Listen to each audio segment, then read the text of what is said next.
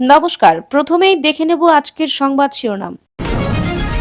প্রথমে বোমা, তারপর গুলি। অর্জুন সিং এর বাড়ির সামনে মধ্যরাতে চলল তাণ্ডব, বড় ক্ষতি ভাইপোর।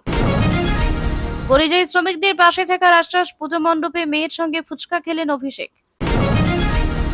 সুখ স্থায়ী নয়, নবমী দশমীতে ঘনাচ্ছে দুর্যোগের মেঘ, ভাসতে পারে কলকাতা সহ দক্ষিণবঙ্গ। অষ্টমীর আনন্দে শোকের ছায়া, বাসন্তীতে পথ দুর্ঘটনা, মৃত এক, গুরুতর জখম বেশ কয়েকজন। বিহারে এসআইআর এর পর চূড়ান্ত ভোটার তালিকা প্রকাশিত, কত নাম বাদ পড়লো? পুজো শুরু, কবে ঢুকবে লক্ষ্মীর ভান্ডারের টাকা? লেটেস্ট আপডেট জেনে নিন। বিস্তারিত খবরে যাওয়ার আগে ভিডিওটিতে একটি লাইক দিন এবং পরবর্তী আপডেট সবার আগে পেতে চ্যানেলটি সাবস্ক্রাইব করে রাখুন। এখন বিস্তারিত খবর। মাঝে ব্যবধান কয়েক মাসের, ফেব্রুয়ারি পর ১৪ সেপ্টেম্বরের শেষ বেলা প্রাক্তন সাংসদ অর্জুন সিং এর বাড়ির সামনে ফের গুলি, বোমাবাজির ঘটনা। ভাঙচুর চলল নেতার ভাইপোর গাড়িতেও। মধ্যরাতে তপ্ত জগদ্দল। ইতিমধ্যে ঘটনাস্থলে পৌঁছেছে পুলিশ, নামানো হয়েছে র্যাফও, শুরু হয়েছে তদন্ত। মঙ্গলবার রাত 12:30 নাগাদ এই গুলি ও বোমাবাজির ঘটনাটি ঘটেছে। পরপর বোমাবাজির জেরে ধোঁয়ায় সাদা হয়ে যায় জগদ্দলের মেঘনাবর, যেখান থেকে ঢিলছোড়া দূরত্বে প্রাক্তন সাংসদ তথা বিজেপি নেতা অর্জুন সিং এর বাড়ি। আর শুধুই বোমাবাজি করেই তারা ক্ষান্ত হয়েছিল এমনটা নয়। অর্জুন সিং এর অভিযোগ, বোমাবাজির পর গুলি ছুটতে শুরু করে ওই দুষ্কৃতীরা। এদিন বিজেপি নেতা বললেন, আমার তখন ওই 12:30 বাজে, আমি টিভি দেখছিলাম, হঠাৎ শুনতে পাই বাইরে তুমুল চিৎকার চলছে। পুজো মণ্ডপে দুই দলের মধ্যে গালিগালাজ করা নিয়ে বচসা বেঁধে যায়। ওই সময় মণ্ডপে বেশ কিছু পুলিশ মোতায়েন ছিল। ওরা একটা গোষ্ঠীকে ঘটনাস্থল থেকে সরিয়ে নিয়ে যায়। তারপরই শুরু হয় বোমাবাজি। তার সংযোজন, পাশে একটি নির্মীয়মান মন্দির রয়েছে, সেটির দেওয়ালের উপর থেকে দেখি বোমা ছুটছে, গুলি করছে। আমার কাছে ভিডিও রয়েছে, পুলিশ দেখি পালাচ্ছে। তখনই আমি তেড়ে গিয়েছি, সব পালিয়ে যায়। এই বেচারা পুলিশদের খুব বাজে অবস্থা। যেভাবে বোমাগুলি চালিয়েছে, পাল্টা গুলি চললে কারোর মারা যাওয়ার সম্ভাবনা থাকতো। সবটাই পূর্ব পরিকল্পিত ছিল। এই বোমাবাজির মাঝে পরে ক্ষতি হয়েছে অর্জুন সিং এর ভাইপো সঞ্জয় সিং এর। যে এলাকায় বোমা পড়েছে, গুলি চলেছে, সেখানে খোলা আকাশের নিচে দাঁড়িয়ে ছিল নেতার ভাইপোর গাড়ি। অভিযোগ, ওই গাড়িতে ভাঙচুর চালানো হয়েছে।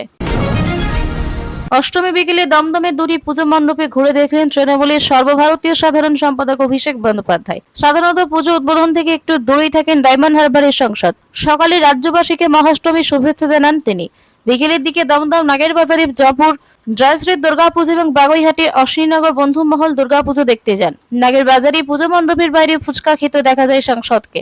পুজোর কয়েক মাস আগে থেকে ভিন রাজ্যে বাঙালি পরিযায়ী শ্রমিকদের হেনস্থা অত্যাচারের ঘটনা নিয়ে সরগরম হয়েছে রাজ্য রাজনীতি। এই ঘটনাকে থিম হিসেবে তুলে ধরেছে নাগেরবাজারে জয়পুর জয়শ্রী দুর্গাপুজো। অষ্টমীর দিন 11 জন পরিযায়ী শ্রমিক হাজির ছিলেন এই মণ্ডপে। তাদের সঙ্গে দেখা করেন অভিষেক। তাদের হাতে পুজোর কিছু উপহার তুলে দেওয়া হয়। ঝাড়খণ্ডের জামশেদপুরে কাজে গিয়েছিলেন সাদ্দাম মোল্লা। বাংলায় কথা বলার জন্য তাকে হেনস্থা করা হয়েছে বলে অভিযোগ জানান তিনি। কয়েকদিন আগে কাজ সেরে বাংলায় ফিরে এসেছেন। সাদ্দাম বলেন, আমরা কয়েকজন কাজে গিয়েছিলাম, বাংলায় কথা বলার জন্য মারধর করে, একজনের গলায় ছুরি চালিয়ে দেয়। এরপর থেকে কাজে যেতে ভয় পাচ্ছি। অভিষেক কি বললেন? সাদ্দাম বলেন, উনি আমাদের কথা শুনেছেন, এখনই কাজে ফিরে যেতে বারণ করেছেন, বাংলাতেই কিছু একটা ব্যবস্থা হবে বলে আশ্বাস দিয়েছেন। সপ্তমী সন্ধ্যা পর্যন্ত আকাশ ছিল রৌদ্রোজ্জ্বল, কোথাও তেমন বৃষ্টি হয়নি। কলকাতা জুড়ে উচ্ছ্বাস, ঠাকুর দেখতে বেরোনো মানুষের ঢল। অষ্টমীর সকাল থেকে ভ্যাপসা গরম, মাঝে কয়েক পশলা বৃষ্টিতে গরম আরো বাড়লে ঠাকুর দেখায় ছাদ পড়েনি। উত্তর থেকে দক্ষিণ সকাল থেকে রাস্তায় দেখা গিয়েছে জনস্রোত। ছাতা কিংবা বর্ষাতি ছাড়া খোলামেলা ভিড় জমেছে শহরের নানা পুজো মণ্ডপে। কিন্তু এবার সেই আনন্দে ছেদ ফেলতে চলেছে আবহাওয়ার রুদ্রমূর্তি। আলিপুর আবহাওয়া দফতরের পূর্বাভাস, সুখ আর স্থায়ী নয়। অষ্টমীর সন্ধ্যে থেকেই বৃষ্টি ঢুকে পড়বে দক্ষিণবঙ্গে। হুগলি, 2 চব্বিশ পরগনা, বর্ধমান, নদিয়া, মুর্শিদাবাদ, বীরভূম, কোথাও কোথাও ঝরতে পারে হালকা থেকে মাঝারি বৃষ্টি। বিক্ষিপ্তভাবে বৃষ্টি হবে শহর কলকাতাতেও। কিন্তু প্রকৃত দুর্যোগের শুরু নবমী থেকে। উত্তর আন্দামান সাগরে তৈরি ঘূর্ণাবর্ত নিম্নচাপে পরিণত হয়ে ধেয়ে আসবে বাংলার দিকে। এর জেরে নবমী ও দশমীতে বজ্রবিদ্যুৎ সহ ঝড় বৃষ্টিতে কাঁপবে গোটা দক্ষিণবঙ্গ। সবচেয়ে বেশি চিন্তার কারণ দশমীর দিন। আলিপুর আবহাওয়া দফতর জানিয়েছে, ওই দিনে উপকূলবর্তী জেলাগুলোতে পূর্ব মেদিনীপুর, দক্ষিণ 24 পরগনা, হাওড়া ভারী থেকে অতি ভারী বৃষ্টি হতে পারে। কলকাতা, পশ্চিম মেদিনীপুর, ঝাড়গ্রাম, বীরভূম, মুর্শিদাবাদ, নদিয়াতে রয়েছে ভারী বৃষ্টির পূর্বাভাস।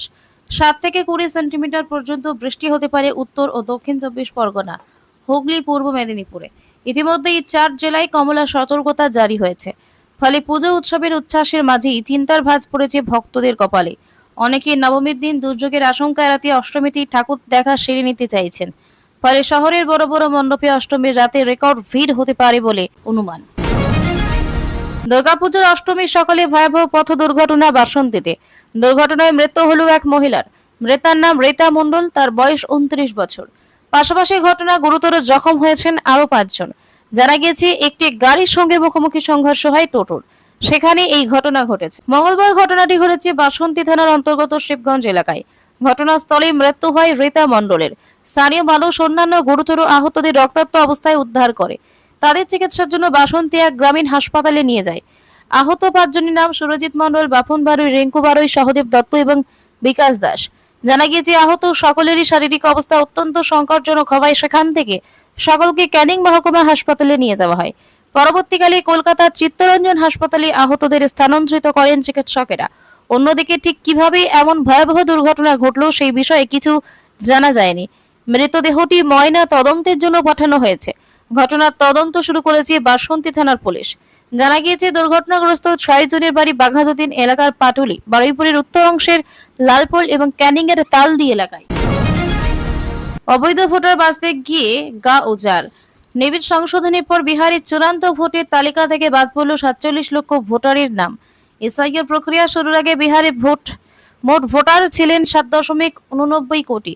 প্রক্রিয়া শেষে ভোটার সংখ্যা দাঁড়ালো 7.42 কোটি। উল্লেখ্য, গত জুন মাসে বিহারে বিশেষ নিবিড় সংশোধন প্রক্রিয়া শুরু হয়। আগস্টের শুরুতে প্রকাশিত হয় খসড়া ভোটার তালিকা। ওই খসড়া তালিকায় 65 লক্ষ মানুষের নাম বাদ গিয়েছিল। পরে সুপ্রিম কোর্টের নির্দেশে রিভিশনের পর খসড়া তালিকায় না থাকা আরও 21,53,000 মানুষের নাম ভোটার তালিকায় সংযোজন করা হয়েছে। চূড়ান্ত তালিকায় রিভিশনের সময় বাদ গিয়েছেন আরও 3,66,000 ভোটার। সব মিলিয়ে গোটা এসআইআর প্রক্রিয়ায় নাম বাদ গেল 47 লক্ষ ভোটারের। কমিশনের দাবি এরা সকলেই হয় মৃত, নয় অবৈধ ভোটার। এসআইআর এর পর বিহারে খসড়া ভোটার তালিকায় 65 লক্ষ ভোটারের নাম বাদ যায়। সে সময় বিরোধী দলগুলি অভিযোগ করে এই 65 লক্ষের মধ্যে বহু বৈধ ভোটার রয়েছে। শুরুতে নির্বাচন কমিশন বাদ পড়া এই ভোটারদের তালিকা আলাদা করে প্রকাশও করেনি, কিন্তু পরে সুপ্রিম কোর্টের রায়ে ওই তালিকা প্রকাশ করা হয়। এখন দেখা যাচ্ছে চূড়ান্ত তালিকায় বাদ পড়াদের তালিকাটা খানিকটা কমেছে, যার অর্থ কমিশন প্রাথমিকভাবে যে তালিকা প্রকাশ করেছিল সেই তালিকা যে ত্রুটিপূর্ণ ছিল সেটা এক প্রকার মেনে নিল কমিশন নিজেই। প্রশ্ন হলো যে 48 লক্ষ ভোটারের নাম তালিকা থেকে বাদ পড়লেন তারা কারা? কমিশনের দাবি, যাদের নাম বাদ গিয়েছে তারা কেউ বৈধ ভোটার নয়, তারা হয় মৃত, নয় অন্য এলাকায় চলে গিয়েছেন, নয়তো তাদের ঠিকানা পাওয়া যায়নি। আবারও সেই তালিকা নিয়ে বিরোধী শিবিরে গুচ্ছ গুচ্ছ প্রশ্ন তুলতে চলেছে, সেটা বলার অপেক্ষা রাখেনি। রাজ্যের সর্বাধিক জনপ্রিয় প্রকল্প লক্ষ্মীর ভান্ডার নিয়ে বড় আপডেট। ইতিমধ্যে পুজোর ছুটি শুরু হয়ে গিয়েছে রাজ্য সরকারি কর্মীদের। উল্লেখ্য, পুজোর ছুটি শুরু হয়েছে 26শে সেপ্টেম্বর, শুক্রবার থেকে টানা ছুটি চলবে। এরপর অফিস খুলবে 8ই অক্টোবর। তাহলে কি লক্ষ্মীর ভান্ডারের টাকা এবার দেরিতে মিলবে? সম্প্রতি বিজ্ঞপ্তি জারি করে রাজ্য তরফে জানানো হয়, লক্ষ্মীর ভান্ডার এবং বিভিন্ন সামাজিক ক্ষেত্রে যে জয় বাংলা পেনশন তার সুবিধা প্রাপকদের সেপ্টেম্বর মাসের ভাতার টাকা 1 অক্টোবরই তাদের সকলের ব্যাংক অ্যাকাউন্টে জমা পড়ে যাবে। নবান্ন থেকে জারি করা বিজ্ঞপ্তিতে বলা হয়েছিল, এবার আগাম মিলবে লক্ষ্মীর ভান্ডারের টাকা, অর্থাৎ লক্ষ্মী পুজোর আগেই লক্ষ্মী লাভের সম্ভাবনা। প্রকল্পের টাকা 1 তারিখ ঢুকে গেলে সুবিধাভোগীরা উৎসবের আনন্দে সামিল হতে পারবেন। 2021 সালে বিধানসভা নির্বাচনের আগে রাজ্যের মহিলাদের জন্য লক্ষ্মীর ভান্ডার প্রকল্প এনেছিলেন মুখ্যমন্ত্রী।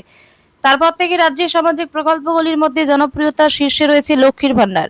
রাজ্যের 25 থেকে 60 বছর বয়সী মহিলারা পান লক্ষ্মীর ভান্ডার। এই প্রকল্পের আওতায় তপশিলি, জাতীয়, উপজাতি সম্প্রদায়ের মহিলারা মাসে 1200 এবং সাধারণ সম্প্রদায় অর্থাৎ জেনারেল ক্যাটাগরির মহিলারা 1000 টাকা করে পান। প্রতি মাসেই প্রথমের দিকে উপভোক্তাদের ব্যাংক অ্যাকাউন্টে টাকা জমা পড়ে যায়। এবারেও তার ব্যতিক্রম হবে না। পাশাপাশি পেনশন মিলবে আগামী 1 অক্টোবর।